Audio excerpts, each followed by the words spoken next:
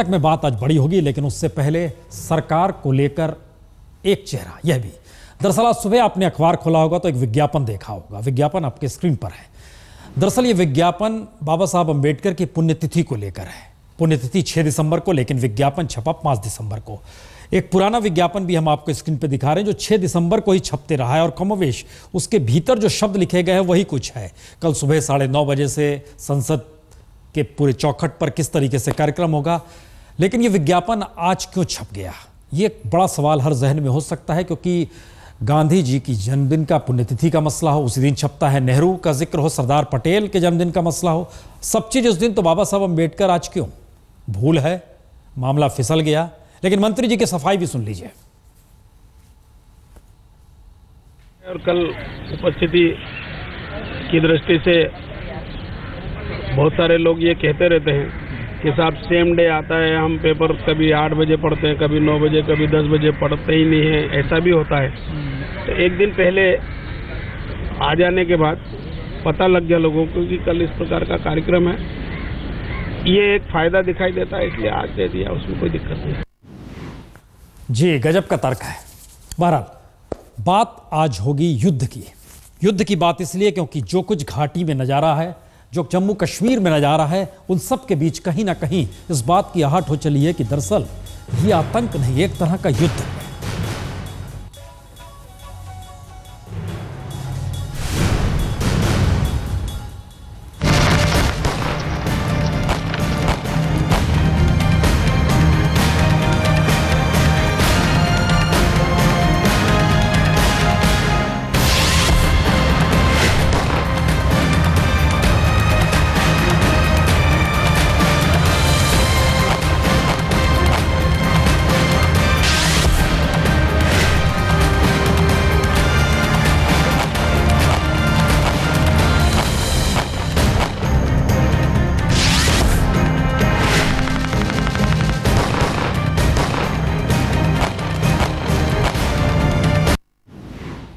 दरअसल ये क्यों लिखना पड़ता है कि यह आतंकवादी हमला नहीं बल्कि युद्ध की दिशा में बढ़ते हुए कदम है? हम इस पे आएंगे, लेकिन इस दौर में जब कश्मीर जो कुछ हो रहा था, दिल्ली में क्या हो रहा था, 2 तस्वीर अब देखिए। एक तरफ राहुल गांधी, एक तरफ प्रधानमंत्री मोदी। सियासत करने के तरीके कैसे बदल गए हैं। एक वक्त सरकार में थे तो कैबिनेट नोट फाड़ दिया था, और दूसरी तरफ प्रधानमंत्री मोदी जिस तेवर और तर्क के साथ रहते थे, अब आज लोकसभा में उन्होंने अफसोस जताया। जो उनके मंत्री के अपशब्द हैं उस पर माफी मांग ली है। अब संसद की कार्रवाई शुरू हो जानी चाहिए, लेकिन हंगामा होते रहा। तो स्थितियां कहीं ना कहीं बदल रही हैं। लेकिन सवाल इतना भर नहीं है, सवाल इस देश के भीतर 21वीं सदी का एक और सच है। जरा इस तस्वीर को भी देख लीजिए। ये एक ऐसी स्थिति है जिसमें अपनी आंखों की रोशनी के लिए लोग पहुंचे, लेकिन 21वीं सदी का सच ये चला कि जो पहुंचे ये पूरी की पूरी लकीर उन मरीजों की है जो आप कैमरे से देख सकते हैं, लेकिन ये खुद अपनी आंखें गंवा चुके हैं। रिपोर्ट सबकी दिखाई जाएगी, लेकिन इन सब के बीच जिक्र अगर युद्ध का हो रहा है तो युद्ध का मतलब क्या हो चला है, जरा रिपोर्ट देखिए।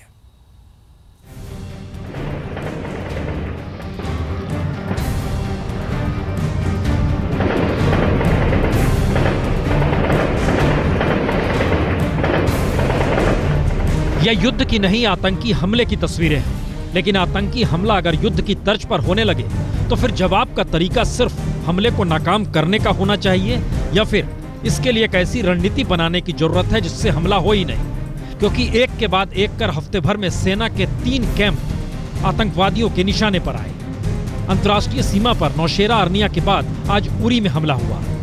इस दौर में 30 से ज्यादा जवान शहीद हो चुके हैं। हर हमले को नाकाम करने का जिक्र यह कहकर किया गया कि इरादे ज्यादा खतरनाक थे, लेकिन जवानों ने नाकाम कर दिया। जबकि हमले के तौर तरीके बताते हैं कि बाकायदा सेना की ट्रेनिंग पाए आतंकवादियों के हमले भी हुए, और सीमा पार तैनात सेना की इच्छा से ही भारतीय सीमा में आतंकवादियों की घुसपैठ हुई। यानी आतंकवादियों को ढाल बनाकर पाकिस्तान क्या इस दौर में छाया युद्ध कर रहा है?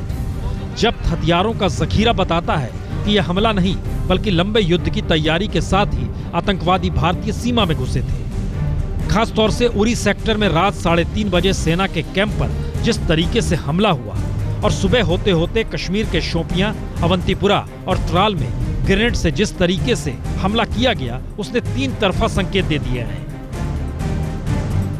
एक तरफ सेना तो दूसरी तरफ चुनावी प्रक्रिया को नाकाम करने की कोशिश।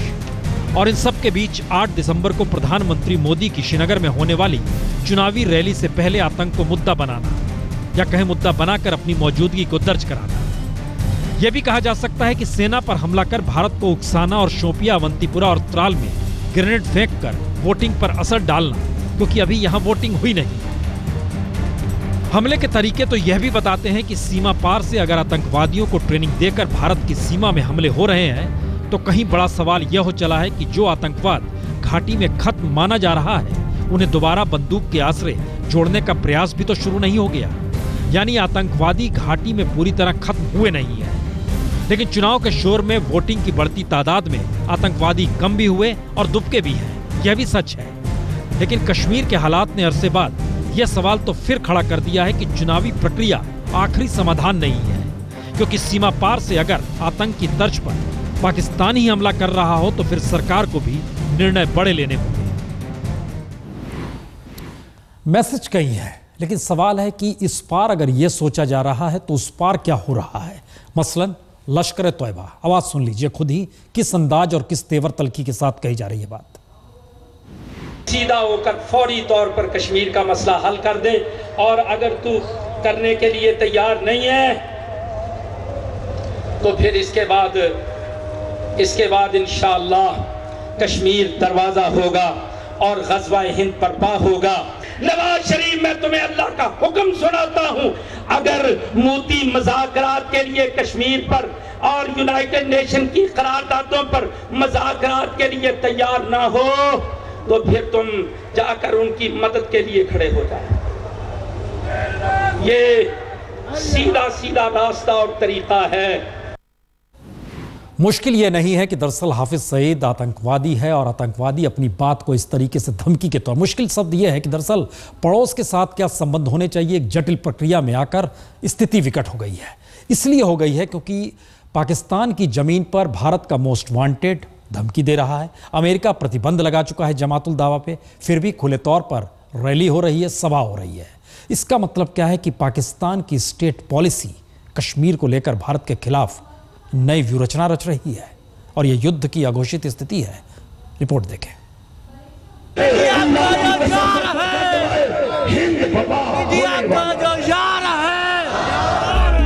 ये नारा लश्कर का है, लेकिन कौन है भारत का यार?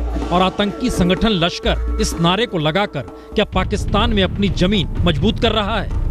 दरअसल भारत और अमेरिका के बीच बनते रिश्तों से यह समझा जा सकता है, जिसे लेकर पाकिस्तान लगातार खफा है और लश्कर अमेरिका पर निशाना साधकर अपने ऊपर लगे अमेरिकी प्रतिबंध को भी खारिज कर रहा है। और कश्मीर को लेकर जिस तरह अंतर्राष्ट्रीय मंच पर पाकिस्तान की अब कोई सुन नहीं रहा, वैसे में लश्कर अब कश्मीर के मुद्दे के जरिए ही पाकिस्तानी सेना और नवाज शरीफ सरकार से मान्यता पा रहा है। और इसके खुले संकेत भी आने लगे हैं कि आने वाले वक्त में कश्मीर पर आतंकी हमला पाकिस्तान की भी जरूरत है। वजह भी यही है कि अरसे बाद पाकिस्तानी सेना की तरफ से भी कश्मीर को लेकर विवादास्पद बोल खुले तौर पर बोले जाने लगे हैं। At times, security of the whole region can be threatened by a single unresolved issue such as Palestine and Kashmir, and obviously necessitating a regional approach to conflict resolution. तो कश्मीर को लेकर पाकिस्तान का रुख साफ है। एक तरफ पाकिस्तानी सेना कश्मीर को भी फिलिस्तीन की तर्ज पर रखकर अपने लिए अंतर्राष्ट्रीय जमीन बनाना चाह रही है, तो दूसरी तरफ लश्कर को शह देकर कश्मीर में आतंकवादी हमले के लिए रास्ता भी बनवा रही है। यानी अमेरिका को लेकर भारत और पाकिस्तान के बीच बने इस ट्रायंगल में कश्मीर मुद्दा किसी तरीके से आ जाए, ये पाकिस्तान चाहता है। लेकिन पाकिस्तान की मुश्किल यह है कि कश्मीर मुद्दा ना तो संयुक्त राष्ट्र के मंच पर उठाने के बाद भी दुनिया का कोई देश पाकिस्तान के साथ खड़ा हुआ, और पाकिस्तान की अपनी हालत जिस तरह बिगड़ी हुई है उसमें अमेरिका लगातार पाकिस्तान पर यह दबाव बना रहा है कि पहले वो पाकिस्तानी तालिबानी मुल्ला फजलुल्लाह से निपटे, जिसकी अगुवाई में तहरीके तालिबान आतंकवाद को बढ़ा रहा है और इसके संबंध जमातुल दावा यानी लश्कर तोयबा से भी है। तो ऐसे में पाकिस्तान के सामने 3 मुश्किल है। पहला, अपने हालात को थामना उसके हाथ में ही नहीं है। दूसरा, आतंकवाद पर नकेल कसने के लिए $2 बिलियन अमेरिका से उसे हर बरस मिलते हैं, जिसके संकेत मिल रहे हैं कि अमेरिका उसे रोक भी सकता है। और भारत के साथ अमेरिका की निकटता में पाकिस्तान को अब अपनी जरूरत किसी न किसी तरीके से साबित करनी है। तो कश्मीर एकमात्र मुद्दा है जिसके आश्रय पाकिस्तान दांव खेल सकता है, और दांव खेलने के लिए लश्कर से बेहतर खिलाड़ी पाकिस्तान के पास है नहीं। तो एक तरफ पिछले 24 घंटे से लाहौर में प्रतिबंधित जमातुल दावा की खुली सभा सरकार की ही निगरानी में चल रही है, और दूसरी तरफ बीती रात में ही भारत की सीमा में घुसकर जमातुल दावा के संगठन लश्कर-ए-तोयबा कश्मीर में अपनी आतंकी दस्तक देकर अपनी मान्यता पाकिस्तान में बढ़ा रहे हैं। तो जाहिर है पाकिस्तान की इस दोहरी चाल को क्या भारत समझ रहा है या फिर कार्रवाई करने को तैयार है? इंतजार इसके लिए करना होगा। मुश्किल यह है कि प्रधानमंत्री मोदी ने इस पूरे हमले के बाद ट्वीट किया, अफसोस भी जाहिर किया और जिन जवानों की जान चली गई उसको लेकर यह भी किया कि दरअसल किस तरीके से अपनी जान गंवाकर शहीद हो जाते हैं। मुश्किल यह भी है कि दरअसल इस दौर में भारत के बोल क्या हैं। जरा सुनिए गृह मंत्री का क्या कहना है और रक्षा मंत्री का क्या कहना है। सिलसिला चल रहा है, मैं समझता हूं कि पाकिस्तान को इसे रोकने में पहल करनी चाहिए। यदि पाकिस्तान को इसे रोकने में कोई कठिनाई आ रही है तो भारत के साथ उसे बातचीत करनी चाहिए। भारत उसमें सहयोग करने को तैयार है, लेकिन क्यों होता है कि बराबर जो आतंकवादी भारत की सरहदों को पार करके आते हैं और यहाँ तबाही पैदा करते हैं इसे हिंदुस्तान में, वही सब सारे आतंकवादी पाकिस्तान में ही घरों में छिपे हुए हैं, उनको छुपा कर रखा गया है। क्या इसकी जवाबदेही पाकिस्तान की नहीं बनती? वो आर्मी कैंप पे हुआ था, तो पॉसिबली इलेक्शंस का ये रह सकता है। पिछले कुछ दिनों में लगातार ऐसे हमले बढ़े हैं, आपने देखा कि उसमें इंटरसेप्शन बढ़ा है। इंटरप्रेट करने का अलग अलग ये हो सकता है, लेकिन आर्मी हर एक ये एफर्ट्स नाकाम कर रही है। So that's as of now. याद कीजिए तो भारत को लेकर हमेशा दुनिया में एक सॉफ्ट स्टेट की धारणा भी बनी रही, और बीजेपी जब सत्ता में नहीं थी तब इस बात का जिक्र करती थी कि सॉफ्ट स्टेट भारत को क्यों बना दिया गया। जो लहजा है, जो तरीका है, उसमें सॉफ्ट स्टेट की ही भूमिका आ रही है। पाकिस्तान से ही गुहार लगाई जा रही है कि दरअसल उन्हें मुश्किल क्या है। पाकिस्तान आतंक के पीछे भी खड़ा हो सकता है और स्टेट पॉलिसी उसकी हो चली है। इस दिशा में बात अब भी नहीं हो रही है। आइए जरा अपने रिपोर्टरों के नजर से देखें दिन में क्या कुछ हो रहा था घाटी में।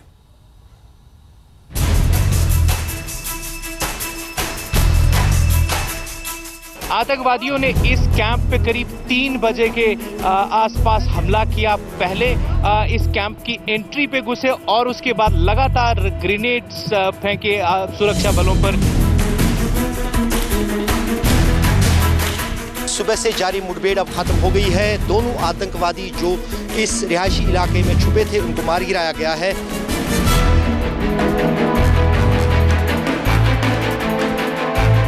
मैं आपको बता दूं, इंडियन आर्मी का ऑर्डिनेंस और आर्टिलरी कैंप है। यहाँ काफी सामान होता है, काफी सारा ऑर्डिनेंस होता है। अब यहाँ पर सुरक्षा बल और पुलिस आखिरी तलाशी के लिए इस इलाके में जा रही है, लेकिन कहीं ना कहीं ये मुठभेड़ भी अब खत्म हो गई है दोनों आतंकवादियों के मारे जाने से।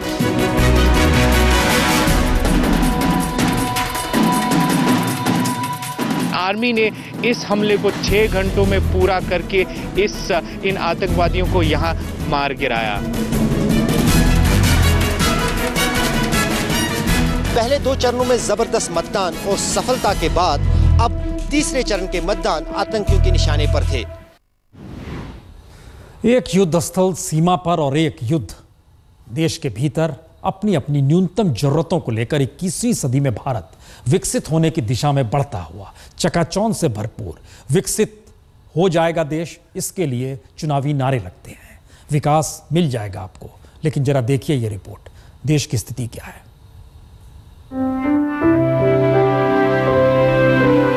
अस्पताल के बेड पर ये लंबी कतारें आधुनिक भारत की एक ऐसी त्रासदी है जिसमें मरीज कैमरे पर दिखाई तो दे रहा है, लेकिन इन मरीजों को कुछ भी दिखाई नहीं दे रहा। इनकी जिंदगी में अंधेरा ही आखिरी सच हो चुका है, क्योंकि आंखों की रोशनी देने वाले डॉक्टर ही रोशनी लूट कर ले गए। ਸਾਡੇ ਹੁਣ ਬੱਚੇ ਆ ਗਰੀਬ ਰੋਟੀ ਕਮਾ ਕੇ ਖਾਂਦੇ ਆ, ਸਾਨੂੰ ਕੌਣ ਖਵਾੜੂਗਾ। ਸਾਡੇ ਨਾਲ ਹੋਇਆ ਵੀ ਸਾਨੂੰ ਨਜ਼ਰ ਕੱਖ ਨਹੀਂਗਾ ਹੁੰਦਾ, ਅੱਖਾਂ ਬਿਲਕੁਲ ਬੰਦ ਆ। ਅਸੀਂ ਵਾਗਰੂ ਇਹੋ ਹੀ ਆਨੇ ਸਾਨੂੰ ਰੋਸ਼ਨੀ ਜੁੜ ਜੇ ਤੇ ਉਹਨਾਂ ਤੇ ਕਾਰਵਾਈ ਕੀਤੀ जावे। वाकई ये इन्हीं का सच है, क्योंकि अमृतसर के पास अजनाला में लगे फ्री मेडिकल कैंप में मोतियाबंद का ऑपरेशन कराने गरीब लोग ही पहुंचे। 64 लोग पहुंचे, लेकिन ऑपरेशन के बाद 18 मरीजों की आंखों की रोशनी चली गई। अब इस दर्द में कोई मलहम तो लगा नहीं सकता, लेकिन सच यह है कि कैंप गुरु नानक सेवा इंटरनेशनल मिशन की तरफ से लगाया गया। ऑपरेशन के लिए मथुरा के SKM नेत्र चिकित्सालय से स्पेशलिस्ट डॉक्टर भी आए, लेकिन हालत अब ऐसी बिगड़ी है कि डॉक्टर की नहीं पुलिस की जरूरत पड़ गई। तो जिस तरीके से घाटी में 1-2 जगह नहीं 4 जगह हमले हुए और इन सब के बाद एक नए संकेत निकल रहे कि क्या वाकई इसे आतंकी हमला मानकर इस बात पर खुशी मनाई जाए कि ये दरअसल नाकाम कर दिया गया, या एक नई परिस्थिति में समझने की जरूरत है कि पड़ोसी देश से अगर राज्य की नीति ही आतंक के जरिए कहीं छाया युद्ध की ओर चली है तो फिर रास्ता नया निकालना होगा। इंतजार शायद इसी बात का है कि 8 तारीख को जब रैली होगी घाटी में प्रधानमंत्री मोदी की, तब महज चुनावी रैली ना हो,